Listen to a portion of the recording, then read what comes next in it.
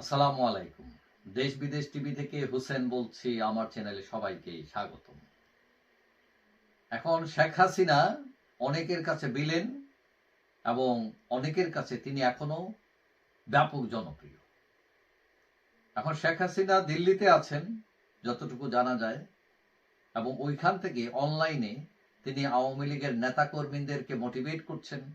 অনলাইনে অনেক সভা সমাবেশের সাথে সংযুক্ত হচ্ছেন, বক্তৃতা দিচ্ছেন, অ্যাডভাইস দিচ্ছেন, টেলিফোনও কারোর সাথে কথা বলছেন।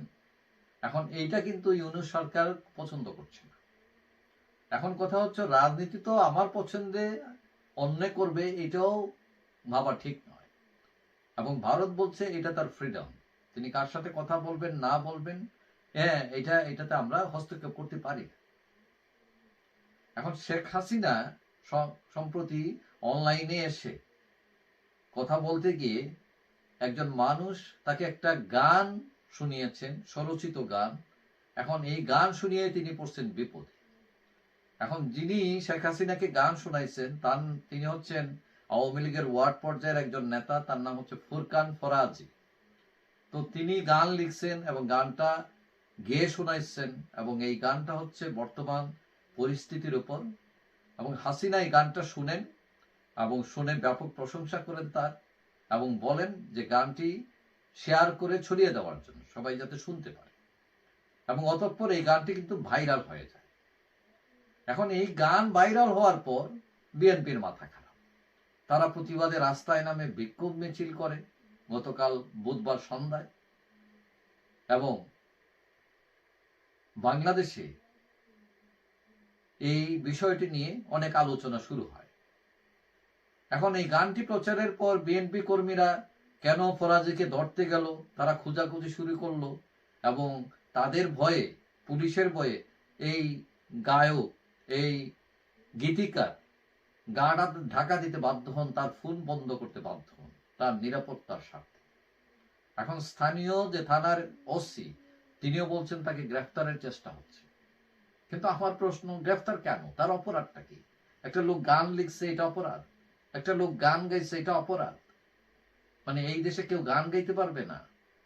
তো এখন মানুষের গান যদি বন্ধ করেন, কয়দিন পরে বলবেন পাখি তুমিও গান গাইতে পারবে না, কোকিল তুমিও বন্ধ, টিয়া পাখি তুমি বন্ধ, দুয়েল তুমি বন্ধ। This is democracy? অবাক কাণ্ড।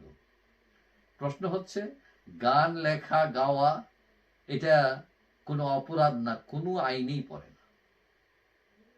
যারা চিন্তার স্বাধীনতার কথা বলতেছেন, কথা বলার অধিকারের কথা বলতেছেন, তাদের শাসন আমলে যদি এই করুণ পরিণতি হয় যে গান শোনানো যাবে না, গান লেখা যাবে না, তো তাহলে এটা কিসের রাষ্ট্র?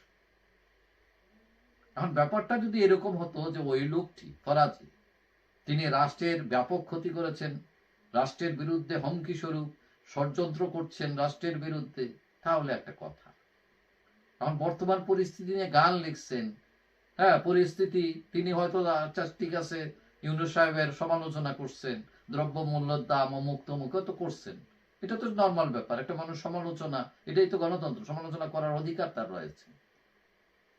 এখন গান গাইলেই যদি রাষ্ট্রের মাথা খারাপ হয়ে যায়, ওসি বন্দুক নিয়ে দৌড়াইতে থাকে এই লোকটা কেন গান লিখলো, কেন সরকারের বিরুদ্ধে কথা বললো, কেন গান লিখতে গেল, গান গাইতে গেল, ওরে বাপ রে বাপ, ভয়াবহ ব্যাপার।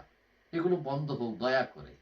এবং অতি উৎসাহী এইসব মানুষ যারা রাজনীতি বা প্রশাসনে আছেন, এগুলোর কারণেও কিন্তু আবার এই ইউনূস সাহেবের সরকার পইড়া যেতে পারে, এটাও মনে রাখে।